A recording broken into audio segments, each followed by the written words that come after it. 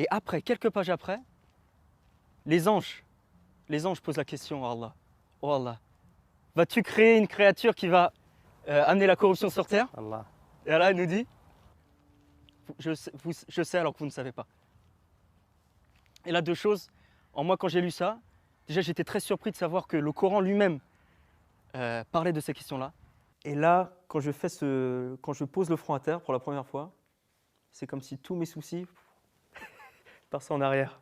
بالقرآن اهتديت في رحبه تحلو الحياة شوقا إلى المولى أتيت أسلمت روحي للإله قد زان لي أغلى طريق وهو الشفيع هو الرفيق يا هائما هل تستفيق وترى السعادة والنجاة قد زان لي أغلى طريق وهو الشفيع هو الرفيق يا هائما هل تستفيق وترى السعادة والنجاة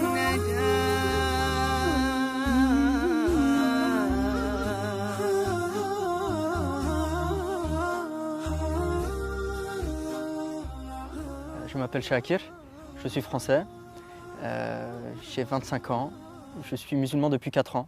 Je me suis converti à l'âge de 21 ans en Égypte. J'ai fait un master en politique de la ville, en sciences politiques à Paris pendant 2 ans. Et là aujourd'hui je fais un autre master en sciences des civilisations à Istanbul. الفرنسي شاكر باحث أكاديمي كان لا يؤمن بدين. عرف أن من يواظب على الصلاة ويعمل بمقتضاها لا يصيبه القلق.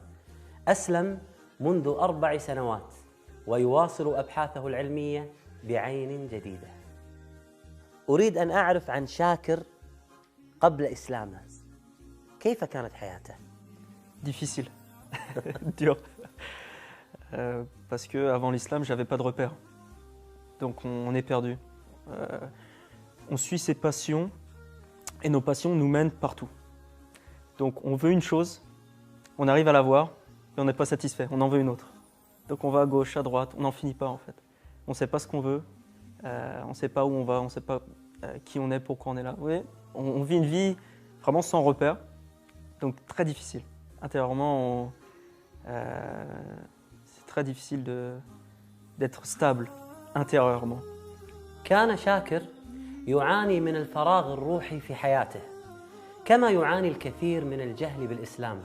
لذلك بدأ شاكر بالبحث عما يلبي حاجته ويشبع روحه. أخي شاكر، كنت ملحداً ولا تؤمن بوجود إله لهذا الكون. متى وجدت الله عز وجل؟ Après, moi j'ai grandi dans un environnement multiculturel où il y avait notamment des musulmans à l'école, au collège, au lycée. Et j'ai notamment beaucoup fraternalisé avec des amis musulmans. Et il y a une étape entre le lycée et l'université, c'est que je suis parti au Maroc pendant 3 semaines. Un ami à moi qui était d'origine marocaine m'a invité. On est parti 3 semaines là-bas chez sa famille. Et là-bas, j'ai été accueilli comme si j'étais un membre de la famille. Comme s'il me connaissait depuis 10-20 ans, alors que c'était la première fois que je l'ai rencontré. Et je pense qu'il y a eu vraiment un déclic quand je suis allé à l'université. Parce que là, j'ai quitté le cercle familial. J'étais seul, j'ai rencontré d'autres personnes. Dans le sens positif du terme, j'ai absolument pas ressenti de traumatisme d'être seul dans un dortoir à l'université, mais on rencontre d'autres gens, on se sent plus libre de lire d'autres livres, peut-être sur l'islam. Et donc c'est à ce moment-là, c'est vraiment la première année à l'université que j'ai commencé à lire sur l'islam. شاكر، كيف كنت ترى الإسلام قبل إسلامك؟ C'est difficile de m'en rappeler, c'est difficile. Comment je voyais l'islam avant ma conversion? Je pense que j'avais une belle perception de l'islam. De la tolérance vis-à-vis de l'islam. Parce que je suis parti en Égypte, je m'intéressais à l'islam, donc j'avais quand même cet intérêt-là. Mais après, je pense qu'il y a beaucoup de choses que je ne comprenais pas. Beaucoup de choses que je ne comprenais pas. Ce besoin de prier 5 fois par jour, par exemple. La relation aux femmes change aussi, de manière positive. On montre plus de respect, on est plus pudique aussi. Et c'est des choses que je n'arrivais pas à comprendre avant. Mais ce n'est pas pour autant que j'avais une mauvaise image de l'islam en tête avant ma conversion. بعد تخرج شاكر من الجامعة دعاه صديقه إبراهيم الذي أسلم حديثاً إلى مصر حيث كان إبراهيم يدرس اللغة العربية هناك. Donc forcément, je me posais plus de questions. Ça a été vraiment aussi un déclic pour moi, sa conversion, de me dire, voilà, il a franchi le pas. Donc je me suis mis à m'intéresser d'autant plus à l'islam, encore plus qu'avant, à lire le Coran, à discuter avec lui, avec d'autres amis à côté qu'on avait rencontrés au Caire. Et donc là, petit à petit, vient cette certitude en moi. C'est-à-dire après avoir lu le Coran, après m'être posé les questions, et après avoir trouvé les réponses surtout, je me suis dit, voilà, là, j'ai envie d'avoir cette expérience de l'islam. J'ai envie de faire la prière. J'ai envie de voir ce que ça fait d'être musulman, de vivre comme un musulman, avant même de prononcer la shahada. Shakir, c'est un ami de longue date. On s'est rencontrés au début de la première année d'études, après le bac. Et en fait, c'était mon voisin, tout simplement, mon voisin de l'étage d'au-dessus.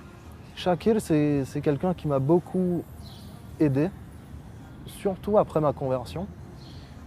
On s'est convertis à peu près en même temps.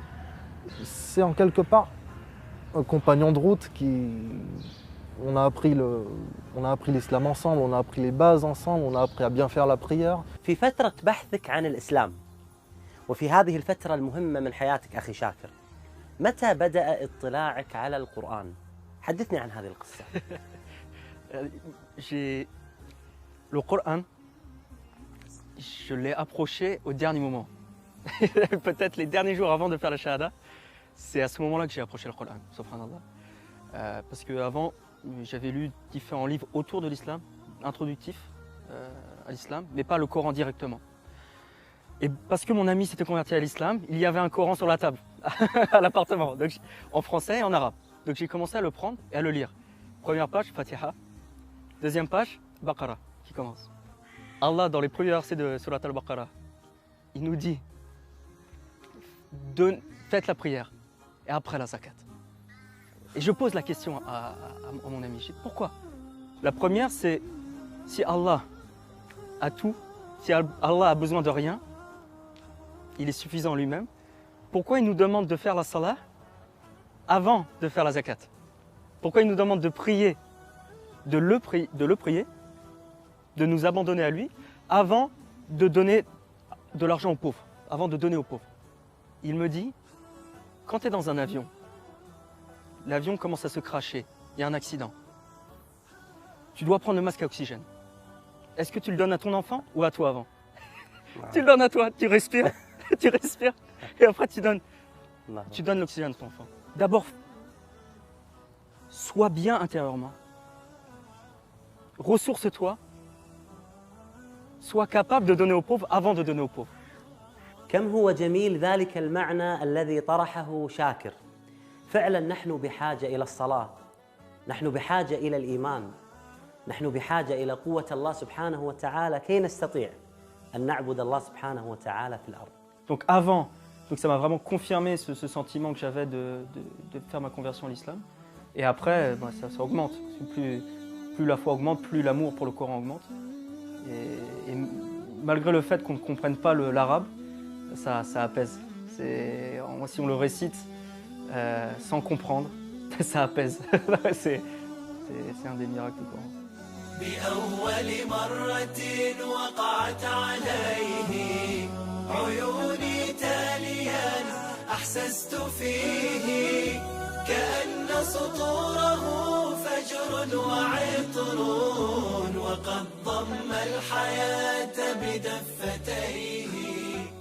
استمرت التساؤلات عند شاكر وهو يقرأ القرآن، فكان يقول: لماذا خلق الله سبحانه وتعالى الإنسان والإنسان هو الذي يفسد في الأرض؟ الإنسان هو سبب الحروب والمشاكل. فكانت الإجابة من الله سبحانه وتعالى. Et après, quelques pages après, les anges posent la question à Allah. Oh Allah, vas-tu créer une créature qui va amener la corruption sur terre? Allah. Et Allah nous dit, je sais alors que vous ne savez pas. Et là, deux choses. En moi, quand j'ai lu ça, déjà, j'étais très surpris de savoir que le Coran lui-même parlait de ces questions-là. بكتاب الله للنور اهتديت ليا ماض نادما عنه مضيت نحو باب الله ذلا فانحنيت راجيا أن يغفر الذنب العظيم بالقرآن برحبه تحلو الحياة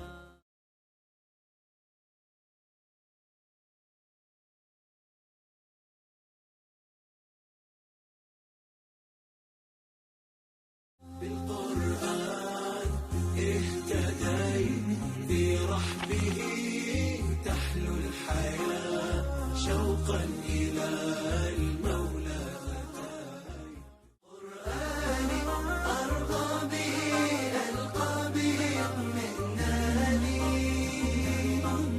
أحياني من غفلتي من زلتي وهداني كم كانت الدنيا تضيق بوسعها فتلوته ورأيته بابا لخير جناني. Ce qui m'a beaucoup influencé dans mes recherches en islam, ce que j'ai compris comme un signe, ça a été la notion de hayy. Et al-hayy, le vivant, donne une caractéristique qui moi m'a bouleversé, c'est-à-dire que après chaque chose, chaque création, que ce soit la lune, le soleil, l'univers, même les petits insectes, ont une naissance et une mort. Mais pour qu'il y ait une naissance et une mort, il faut bien qu'il y ait un flux, un vivant, quelque chose qui lui donne la vie. Il faut bien un point de départ, ou même quelque chose de continu. Donc, on voit la création tous les jours. Il y a une création tous les jours, en permanence. Allah crée en permanence. Et le fait de découvrir, dans mes recherches de l'islam, découvrir qu'il y avait cette notion en islam, ça a été un signe pour moi. واقتربت لحظة الشهادة فكل الأسئلة التي برأس شاكر وجد إجابتها في القرآن ولكنه كان متخوف من تبعات هذا القرار وفي يوم من الأيام اتخذ قرارا غريبا.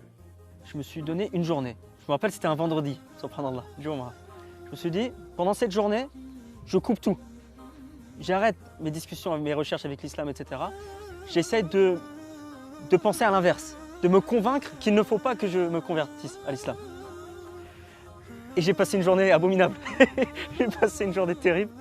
Vraiment pas bien. Je suis retombé dans mes doutes précédents que j'avais depuis longtemps avant ma venue en Égypte. Et pour moi, ça a été un autre signe. Je me suis dit, bah, ce trouble que je ressens très fortement à l'intérieur de moi, c'est un signe pour me dire que j'ai rien à perdre, que j'embrasse l'islam, que j'ai tout à y gagner. Et alhamdoulilah, le lendemain, j'ai suivi mon frère lors d'une de ses prières et ça a été magnifique. Mais ma conversion, et je pense la conversion en général, c'est pas quelque chose de direct, c'est pas quelque chose de net. Ce que j'entends par là, c'est que ce n'est pas un processus de cause à effet. C'est pas parce que j'ai lu des livres sur l'islam, que j'ai discuté avec des musulmans, que j'ai vécu avec des musulmans, que je suis devenu musulman. C'est Allah veut et il fait. Et même nous, je pense, en tant que convertis, on n'arrive pas à expliquer totalement notre conversion. On peut l'expliquer, on peut écrire l'histoire du début à la fin, mais on se pose quand même la question pourquoi ? Pourquoi moi ? Pourquoi je suis devenu musulman ? Pourquoi j'ai la foi ? Alhamdoulilah. Alhamdoulilah, c'est la seule chose qu'on peut dire. كم عشت والتفريط عادة ما ذقت في الدنيا سعادة حتى اهتديت إلى العبادة يا راحتي لما اهتديت سبحان. عندي سؤال مهم أخي شاكر، أريد أن أعرف عن أول سجدة سجدتها لله سبحانه وتعالى. كيف كان شعورك؟ Actually, my first sujood was before Islam. ما شاء الله سجدت قبل الإسلام؟ قبل إسلامك سجدت؟ سبحان الله سبحان الله. كيف؟ Je voulais vivre, avoir cette expérience avant de me décider, avant de prendre cette décision finale de la shahada. Parce que la shahada, on ne peut pas revenir en arrière. Donc je voulais goûter à l'islam avant. Et si je me rappelle bien, Ibrahim priait et je l'ai suivi. Je lui ai demandé avant, bien sûr. On a prié ensemble. Et là, quand je pose le front à terre pour la première fois, c'est comme si tous mes soucis passaient en arrière. Pourquoi j'ai fait ça? Pourquoi j'ai pas fait ça? J'aurais dû agir de la sorte, pas de la sorte. Pourquoi j'ai fait tel choix dans ma vie? J'ai mal parlé à cette personne. Et tous ces problèmes-là, qui étaient sur mes épaules, se sont envolés avec la prosternation. Parce que c'est le qadr. Ça s'est passé. C'est que ça devait arriver. S'il y a un destin, c'est arrivé. Après, à nous d'en tirer les leçons pour le futur, mais ne pas regretter sur le passé. Et avec l'islam, et vraiment les premières prosternations après l'islam, c'est surtout du remerciement que j'ai voulu transmettre à Allah. Merci, alhamdoulilah. Parce qu'on peut entendre ou lire parfois, selon certaines philosophies ou intellectuelles, que le bonheur n'existe pas ou que c'est seulement des rares moments, alors que c'est une erreur. C'est faux. Le bonheur, il existe. On est énormément, très nombreux à l'avoir trouvé à travers l'islam.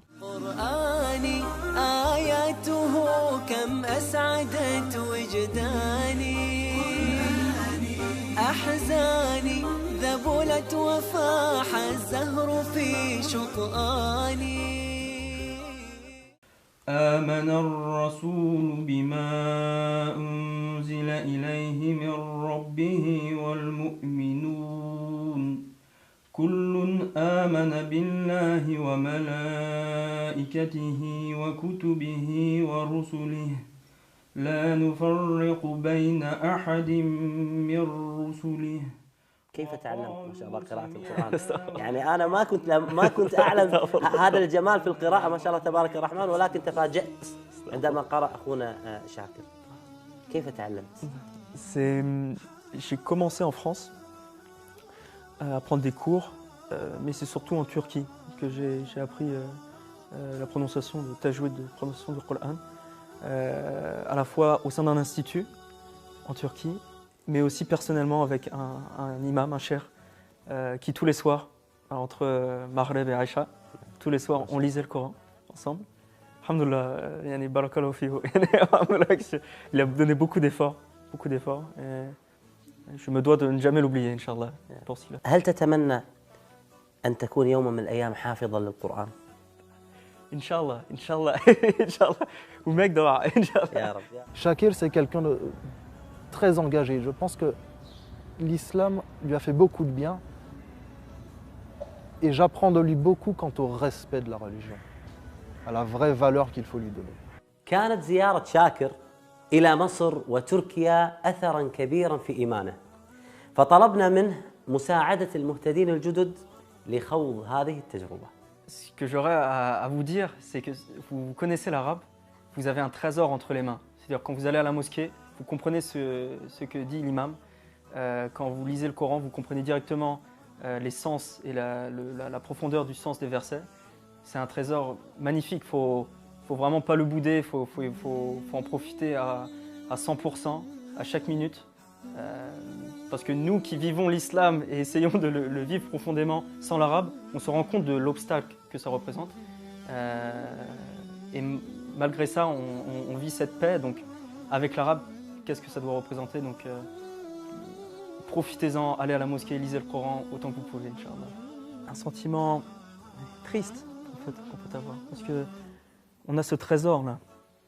Mais si on ne sait pas le voir, on ne le verra jamais. Il y a des hommes qui ont vu le prophète sallallahu alayhi wa sallam et qui ne se sont jamais rendus compte que c'était le prophète sallallahu alayhi wa sallam. Ils ne l'ont jamais vu. Et ça nous arrive, tout le monde, ça nous arrive d'être tellement insouciants vis-à-vis de la valeur du Coran. Qu'Allah nous pardonne et nous permette d'être attachés à ce livre, Inch'Allah. بعيدا كنت لكن حين جئت بأول وهلة منه اهتديت وأنت عرفته مذ كنت طفلا